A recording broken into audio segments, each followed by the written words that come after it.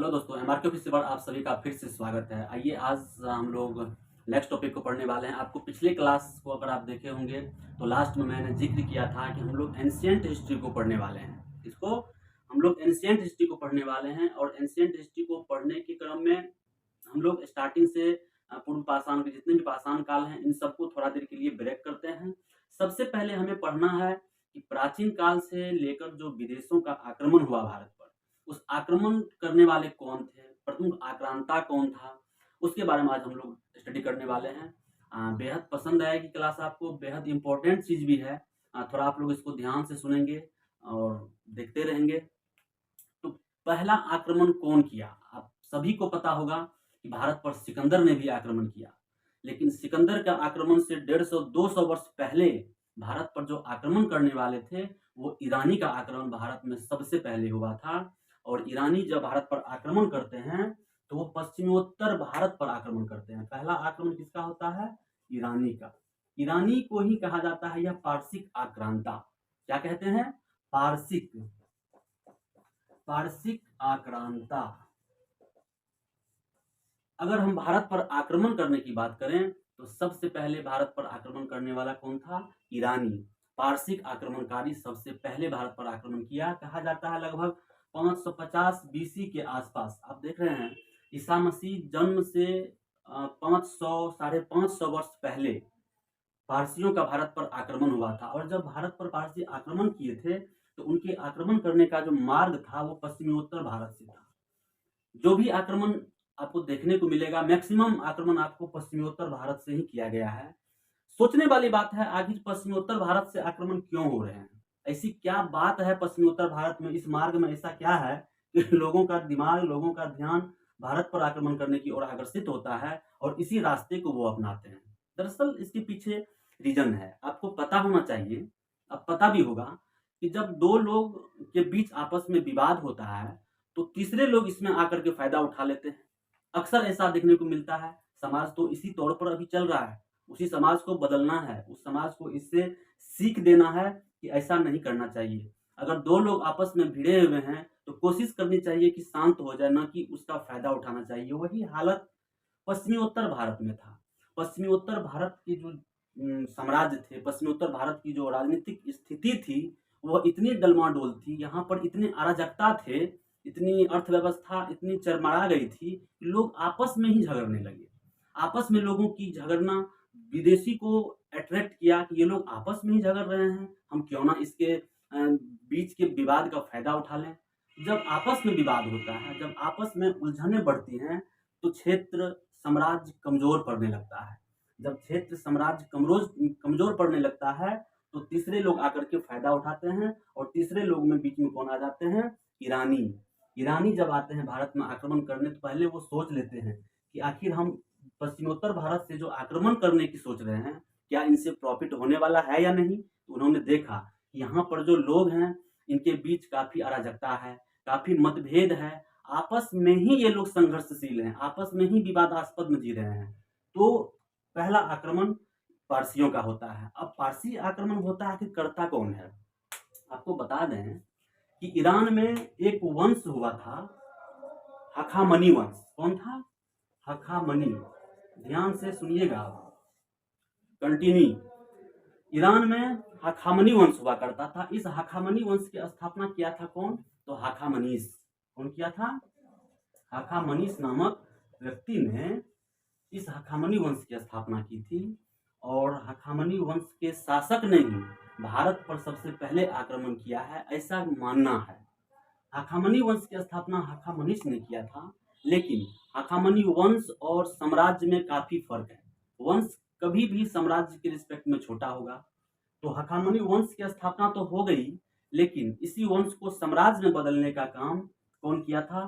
कुरुश ने किया था। कुरुश। हखामनी साम्राज्य की बात कर लेते हैं। हखामनी साम्राज्य की अगर बात करते हैं तो हखामनी साम्राज्य की स्थापना कौन करता है? कुरुश करता है। कुरुश। इसी कुरुश का एक दूसरा नाम है साइरस द्वितीय। आपको पता होना चाहिए, नहीं पता है तो इन सब चीजों को नोट करिए, इंपॉर्टेंट है। क्या नाम है इसका? साइरस द्वितीय। कुरुश को ही साइरस द्वितीय कहा जाता है। हखामनी साम्राज्य की स्थापना कौन करता है? कुरुस एवं साइरस द्वितीय। और हखामनी वंश की स्थापना कौन किया? हखामनीश ने। तो कुरुस और साइरस द्वितीय जब हखामनी साम्राज्य की स्थापना करते हैं तो भारत पर आक्रमण करने वाला क्या कुरुस है, क्या साइरस द्वितीय, क्या इन लोगों ने भारत पर आक्रमण किया है या नहीं किया है, इन पर चर्चा करते हैं। कुरुस और साइरस द्वितीय के बारे में इतिहासकारों में अलग अलग धारणाएं हैं। इतिहासकार का अलग अलग मानना है कि कुरुस ने भारत पर आक्रमण किया कि नहीं, इस पे दो विचारधाराएं आती है। एक है आपको मैगस्थनीज, एक इतिहासकार हैं, मैगस्थनीज कहते हैं।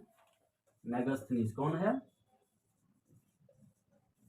मैगस्थनीज की पुस्तक ही है आपका इंडिका।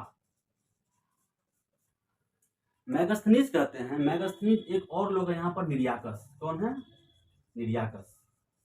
मैगस्थनीज और निर्याकस का मानना है कि कुरुस ने भारत पर आक्रमण किया, किधर से किया?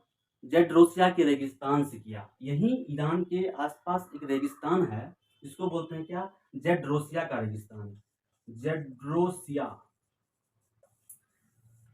मैगस्थनीज और निर्याकस कहते हैं कुरुस जेड्रोसिया के रेगिस्तान, बड़ी जंगल था ये, कहता है जेड्रोसिया के रेगिस्तान से ये भारत पर आक्रमण करने का असफल प्रयास करते हैं।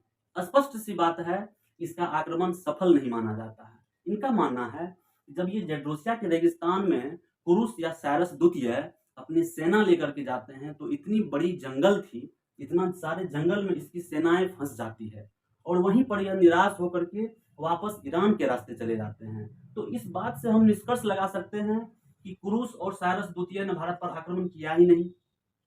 कह सकते हैं जब मैगस्थनीज और निर्याकस, यहाँ पर इतिहासकार उभर कर सामने आते हैं और इतिहासकार की बात को मानना हमारा दायित्व है और हम कोशिश करते हैं कि उसमें और कुछ मंथन किया जाए, उसमें और कुछ जोड़ा जाए, ऐड किया जाए, लेकिन फिर भी इतिहासकार की बात को हम सर्वोपरि मानते हैं। और इन दोनों का मत है कि जेड्रोसिया के रेगिस्तान में कुरुस और साइरस द्वितीय की सेना फंस जाती है, वो वापस चली जाती है, अर्थात कुरुस और साइरस द्वितीय ने भारत पर आक्रमण किया ही नहीं। इन दो लोगों ने तो ये बात कह दिया। अब यहाँ पर और भी इतिहासकार आते हैं। यह पहला मत था आपका। क्या था ये? पहला मत। दूसरा मत क्या है? दूसरे मत में दो इतिहासकार आते हैं सामने, वो दोनों इतिहासकार का नाम आप लेंगे। एक इतिहासकार हैं आपको एरियन। क्या है? एरियन, एस्ट्रेबो और प्लिनी। दो तीन इतिहासकार यहाँ पर कहते हैं, एक का नाम लिख दे एरियन, एक है एस्ट्रेबो, दूसरा है प्लिनी। जहां मैगस्थनीज और निर्याकस ने कुरुस और साइरस द्वितीय के आक्रमण को उचित नहीं माना, कहा कि वो जेड्रोसिया के रेगिस्तान में फंस जाती है इसकी सेना और ये वापस चली जाती है, वही एरियन, एस्ट्रेबो, प्लिनी कहते हैं कि बात सही है, इसकी सेनाएं वापस चली गई, लेकिन यह दोबारा भारत पर आक्रमण करना चाहा और दोबारा भारत पर आक्रमण किया। और दोबारा भारत पर आक्रमण करने के क्रम में यह भारत पर आक्रमण तो करता है, सिर्फ आक्रमण ही नहीं करता है बल्कि हिंदुकुश पर्वत तक पहुंच जाता है, बैक्टीरिया के रास्ते आक्रमण करता है। क्या करता है ये? बैक्टीरिया। एरियन, एस्ट्रेबो और प्लिनी का मानना है कि कुरुस और साइरस द्वितीय बैक्टीरिया के रास्ते भारत पर आक्रमण करते हैं और काबुल, कांधार को जीतते हुए, किसको? काबुल प्लस कांधार, काबुल कांधार को जीतते हुए यह हिंदुकुश पर्वत पर आ जाता है। हिंदुकुश पर्वत, हिंदुकुश पर्वत तक पहुंच जाता है। तो इससे यह बात स्पष्ट होता है कि कुरुस और साइरस द्वितीय ने भारत पर आक्रमण किया। दो इतिहासकार दो बात कहते हैं।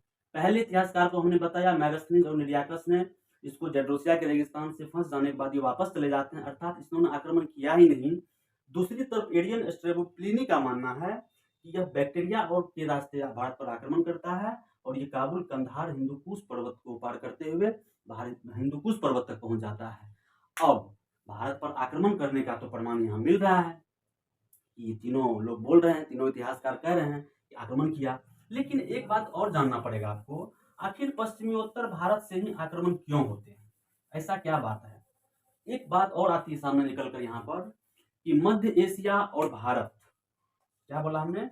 मध्य एशिया और भारत, मध्य एशिया और भारत के बीच जो व्यापारिक मार्ग है, यह व्यापारिक मार्ग पश्चिमोत्तर भारत से ही गुजरता है। इस प्रकार यह व्यापारिक मार्ग महत्वपूर्ण हो जाता है और आक्रांताओं का मानना है अगर भारत पर कब्जा करना है, भारत को लूटना है, भारत पर आक्रमण करना है तो आपको पहले पश्चिमोत्तर भारत पर अपनी बैलेंस बनाना होगा, पश्चिमोत्तर भारत पर आपको कब्जा करना होगा, तब जाकर के आप भारत पर आक्रमण कर पाएंगे। तो कुरुस एवं साइरस द्वितीय से संबंधित दो बातें सामने आती हैं।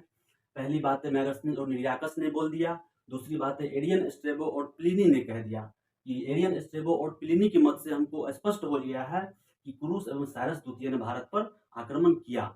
लेकिन क्या ये सर्वमान्य है? सभी इतिहासकार इस कुरुस और साइरस द्वितीय को ईरानी और पारसी का पहला आक्रमक के तौर पर मानता है या नहीं मानता है? यहाँ पर एक बात सामने आती है, कुछ इतिहासकार कहते हैं कि सर्वमान्य जो पारसिक आक्रांता हैं, जो रियल में भारत पर आक्रमण किया, सफल आक्रमण, इन सब के आक्रमण को आप असफल आक्रमण कह सकते हैं। क्या कह सकते हैं? असफल आक्रमण, क्योंकि इन सब के आक्रमण में दम नहीं है। सफल आक्रमण करने वाले व्यक्ति कौन है? दारा फर्स्ट, दारा फर्स्ट, इसी को बोलते हैं डेरियस प्रथम। क्या बोलते हैं इसको? डेरियस प्रथम। कहा जाता है कि दारा फर्स्ट ने भारत पर सबसे पहली बार आक्रमण किया और वो सफल आक्रमण किया। तो आपका आंसर अगर पूछे कि प्राचीन भारत में सबसे पहला आक्रमण किनका हुआ था, आक्रमण करने वाला कौन था, अगर ऑप्शन में आपको बहुत चीज रहेगा, सिकंदर भी रहेगा और दारा फर्स्ट भी रहेगा, तो पहले नंबर पर आप दारा फर्स्ट को क्लिक करेंगे। दारा फर्स्ट और डेरियस फर्स्ट, इसको दारा फर्स्ट या डेरियस फर्स्ट कहा जाता है। यह भारत में सफल आक्रमण करने वाला पारसिक आक्रांता है। तो उम्मीद है आपको इतनी चीजें समझ में आई होगी। कुछ कंट्रोवर्सी था यहाँ पर कुरुस और साइरस द्वितीय में, दो तीन इतिहासकार अलग अलग मत देते हैं, तो इसको हम सफल आक्रमण नहीं मानते हैं, इसीलिए इस आक्रमण को असफल आक्रमण कह देते हैं, क्योंकि यहाँ पर विवादास्पद है। सफल आक्रमण की बात करेंगे तो डेरियस फर्स्ट या दारा फर्स्ट को लेंगे। उम्मीद है आपको इतनी समझ में आई होगी। नेक्स्ट वीडियो के माध्यम से हम दारा फर्स्ट ने भारत पर जो आक्रमण किया, कौन कौन से इनके साक्ष्य हैं, कौन कौन से प्रूफ है, इनका 3 अभिलेख है, इनके 3 अभिलेख से पता चलता है कि इन्होंने सच में भारत पर आक्रमण किया। और 3 अभिलेख के साथ साथ कुछ साहित्य में हिस्टोरिका, हेरोडोटस की पुस्तक है हिस्टोरिका में भी दारा फर्स्ट के आक्रमण का प्रमाण मिलता है। नेक्स्ट वीडियो में हम दारा फर्स्ट के आक्रमण को पढ़ाते हुए पारसिक आक्रमण का क्या प्रभाव पड़ा भारत पर, हम उस प्रभाव को भी देखेंगे। फिलहाल आपको ये चीजें समझ में आ गई होगी। नेक्स्ट टॉपिक हमारा दारा फर्स्ट से स्टार्ट होगा। दारा फर्स्ट से पहले कौन कौन से आक्रांता हैं, उनको उनके बारे में किन किन लोगों ने कौन कौन सी विचारधाराएं दी, ये आपको याद रहनी चाहिए। नेक्स्ट वीडियो में दारा फर्स्ट पर वीडियो आएगी। बाकी क्लास कैसी लगी आपको जरूर बताइए। आप सभी को जय हिंद।